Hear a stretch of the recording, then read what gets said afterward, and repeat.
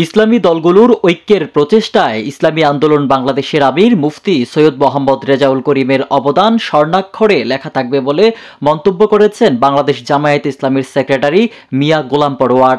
সৈয়দ মোহাম্মদ রেজাউল করিমের আহ্বানে আজকের ঐতিহাসিক মঞ্চে যারা বসে আছেন তারাই হচ্ছে এই ঐক্যের মহাকাণ্ডারী।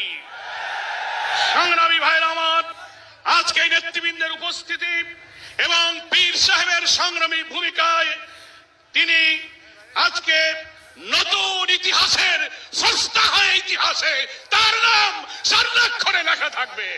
এর আগে দুপুরে জামায়াতে ইসলামীর সেক্রেটারি জেনারেল অধ্যাপক মিয়া গোলাম পরোয়ারের নেতৃত্বে 5 সদস্যের প্রতিনিধি দল মহাসমাবেশে যোগ দেয়। এছাড়া জাতীয় নাগরিক পার্টি এনসিপির সদস্য সচিব আক্তার হোসেনের নেতৃত্বে 3 সদস্যের একটি প্রতিনিধি দল মহাসমাবেশে যোগ দেয়। প্রয়োজনীয় রাষ্ট্র সংস্কার, অতীতের গণহত্যায় জড়িতদের বিচার, পিআর পদ্ধতিতে জাতীয় নির্বাচন আয়োজনের দাবিতে ইসলামী আন্দোলন বাংলাদেশ এ সমাবেশ করছে।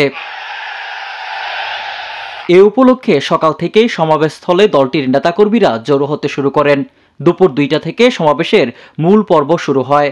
এই সময় বাংলাদেশ জামায়াতে ইসলামীর সেক্রেটারি জেনারেল আরও বলেন, পিআর পদ্ধতি ছাড়া নির্বাচন বাংলাদেশের মানুষ মেনে নেবে না। এছাড়া প্রধান উপদেষ্টার কিছু ভূমিকায় জনগণের মধ্যে সরকারের নিরপেক্ষতা নিয়ে প্রশ্ন উঠেছে বলে তিনি বলেন। নির্বাচনের আগে গণহত্যাকারীদের বিচার নিশ্চিত করার দাবিও জানান তিনি।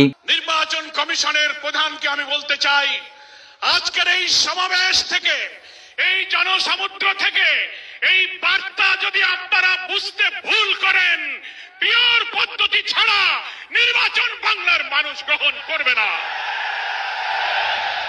আমি প্রধান উপদেষ্টা, নির্বাচন কমিশনার সকলকে বলবো, আপনি জাতির উদ্দেশ্যে নিরপেক্ষ থাকার অঙ্গীকার করেছেন। আপনার অঙ্গীকারের প্রতি আপনি সাবধান থাকবেন।